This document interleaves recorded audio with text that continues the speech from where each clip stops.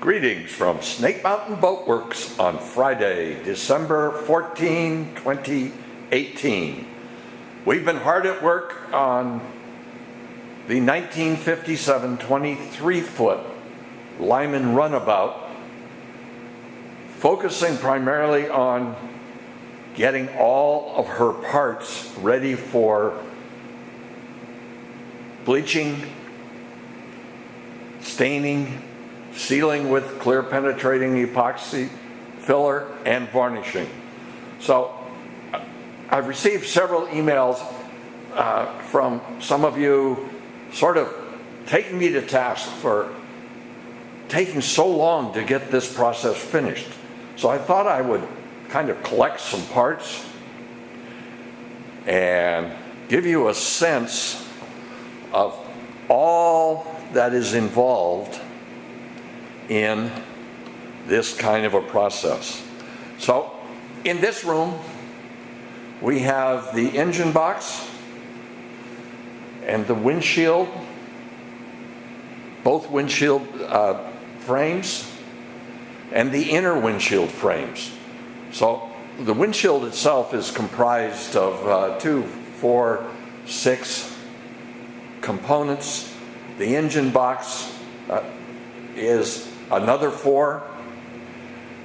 We've taken these from essentially painted wood, stripped bare, and through the process of bleaching, staining, sealing with CPES.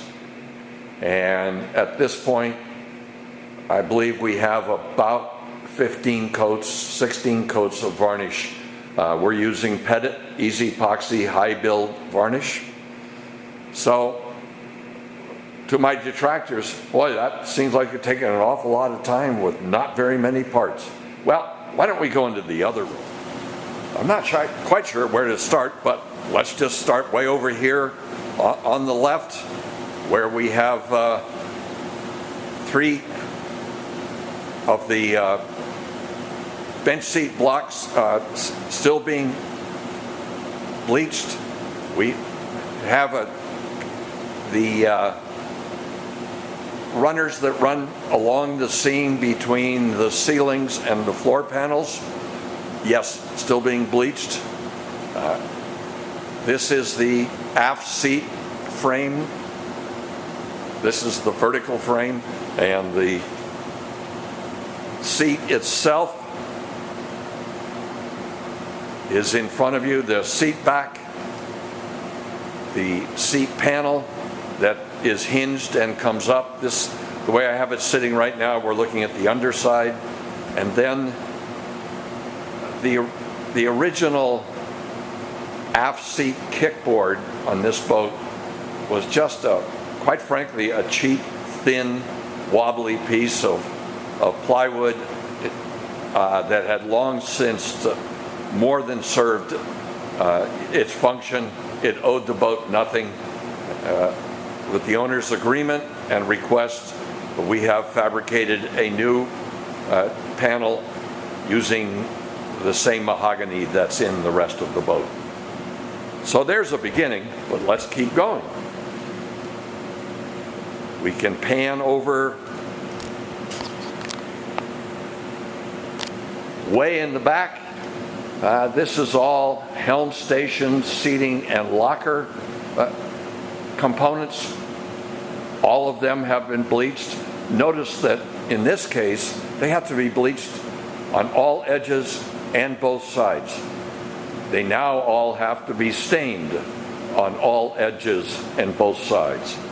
And then we have a couple of short ceiling planks. Plus, here are the ceilings.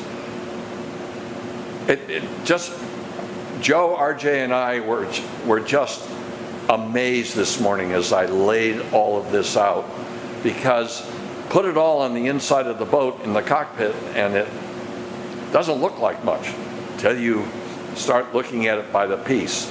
Every one of those ceiling planks must be stained and varnished. Sealed with clear penetrating epoxy sealer and varnished to the same standard as the rest of the interior components.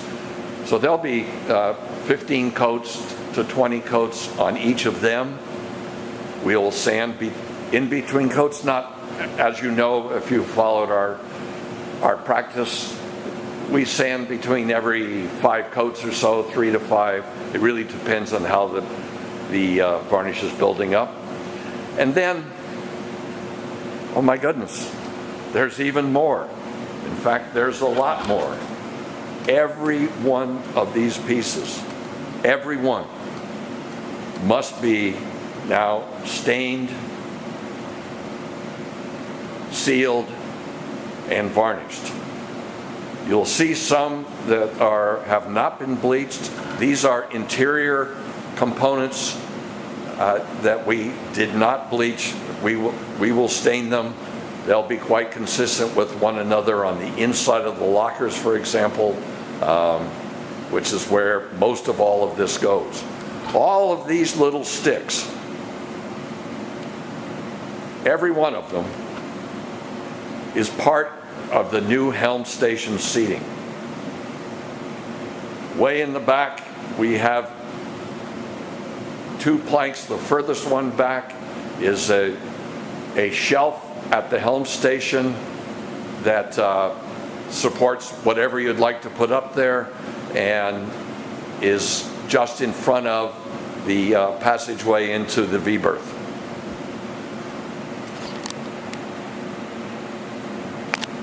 These kind of funny looking 4 pieces are all elements of the new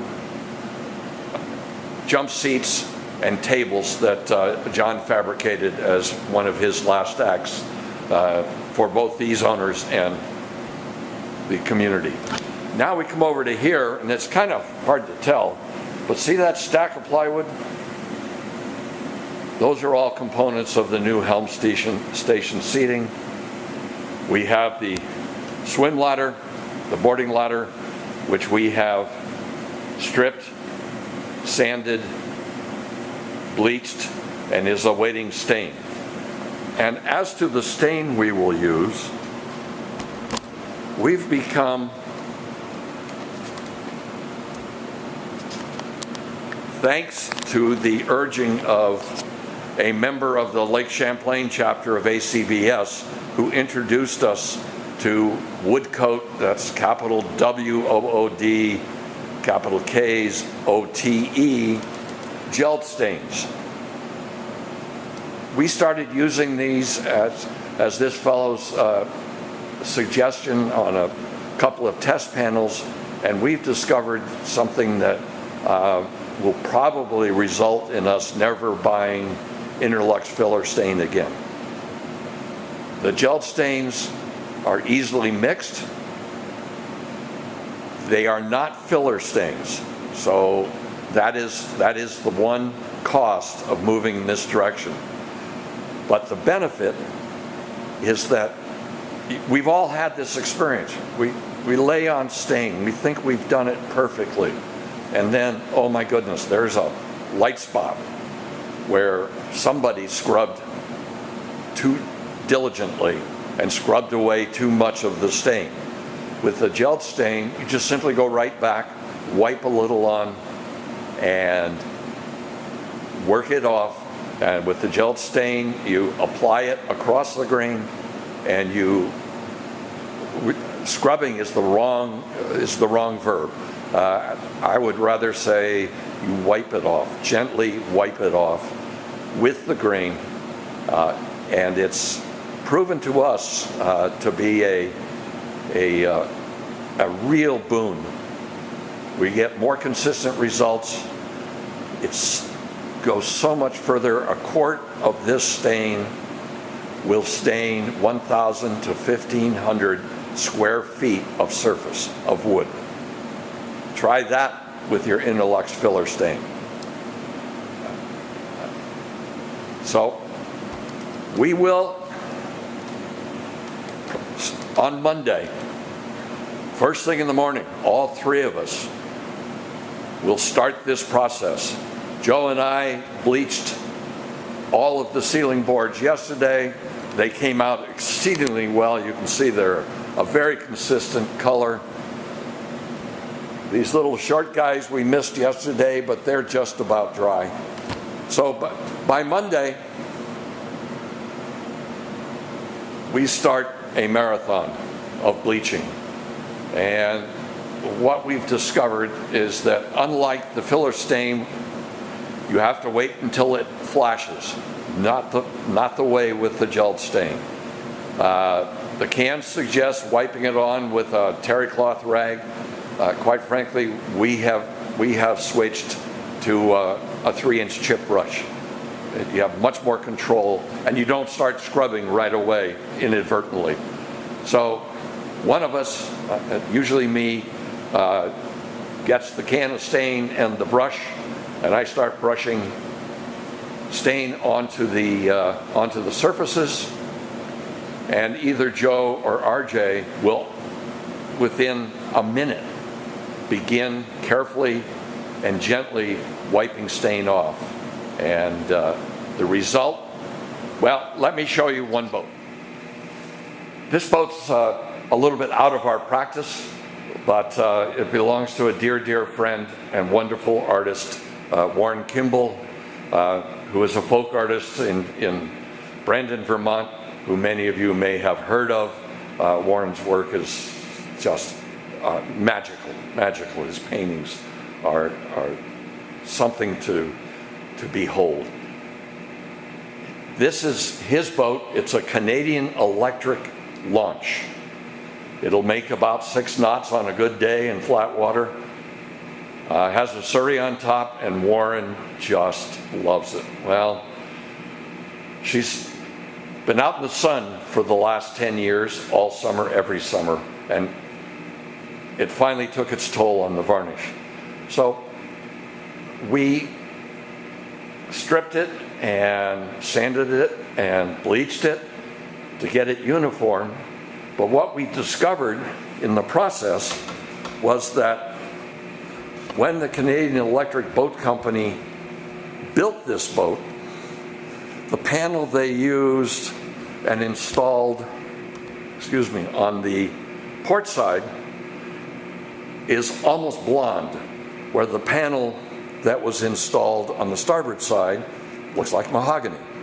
What to do? So we bleached it. Everything's uniform. But our first application of Wood Kote Jel'd Stain just reproduced dark here and light, very light over there.